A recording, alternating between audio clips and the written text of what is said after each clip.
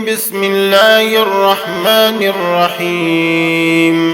الرحمن علم القرآن، خلق الإنسان، علمه البيان. الشمس والقمر بحسبان، والنجم والشجر يسجدان. والسماء رفعها ووضع الميزان، ألا تطغوا في الميزان. وأقيموا الوزن بالقسط ولا تخسروا الميزان.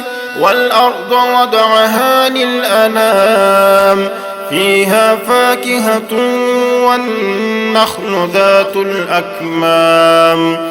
والحب ذو العصف والريحان، فبأي آلاء ربكما تكذبان؟ خلق الإنسان من صلصال كالفخار، وخلق الجان من مارج من نار. فبأي آلاء ربكما تكذبان؟ رب المشرقين ورب المغربين، فبأي آلاء ربكما تكذبان؟ مرج البحرين يلتقيان، بينهما برزخ لا يبغيان.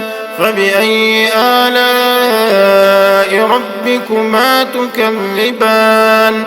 يخرج منهما اللؤلؤ والمرجان.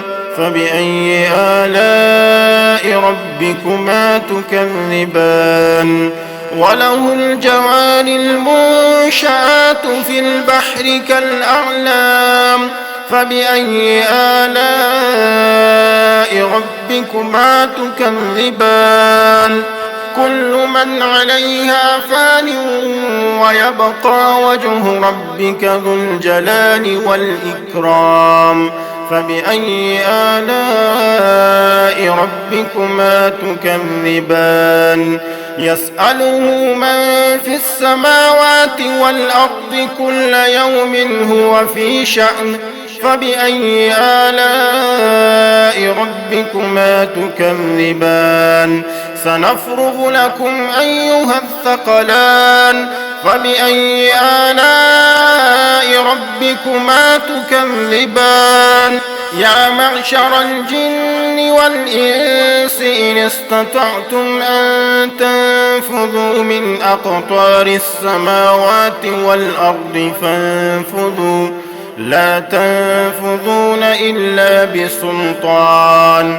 فبأي آلاء ربكما تكذبان؟ يرسل عليكما شواظ من نار ونحاس فلا تنتصران. فبأي آلاء ربكما تكذبان؟ فإذا انشقت السماء فكانت وردة كالدهان. فبأي آلاء ربكما تكذبان؟ فيومئذ لا يسأل عن ذنبه إنس ولا جان. فبأي آلاء ربكما تكذبان؟ يعرف المجرمون بسيماهم فيؤخذ بالنواصي والأقدام. فبأي آلاء ربكما تكذبان؟ هذه جهنم التي يكذب بها المجرمون، يطوفون بينها وبين حميم آن. فبأي آلاء ربكما تكذبان؟ ولمن خاف مقام ربه جنتان. فبأي آلاء ربكما تكذبان؟ ذواتا أفنان. فبأي آلاء ربكما تكذبان؟ فيهما عينان تجريان فبأي آلاء ربكما تكذبان فيهما من كل فاكهة زوجان فبأي آلاء ربكما تكذبان متكئين على فرش بطائنها من استبرق وجنى الجنتين دان فبأي آلاء ربكما تكذبان فيهن قاصرات الطرف لم يطمثهن إنس قبلهم ولا جان فبأي آلاء ربكما تكذبان كأنهن الياقوت والمرجان فبأي آلاء ربكما تكذبان هل جزاء الإحسان إلا الإحسان فبأي آلاء ربكما تكذبان ومن دونهما جنتان فبأي آلاء ربكما تكذبان مدهامتان فبأي آلاء ربكما تكذبان فيهما عينان نضاختان فبأي آلاء ربكما تكذبان فيهما فاكهة ونخل ورمان فبأي آلاء ربكما تكذبان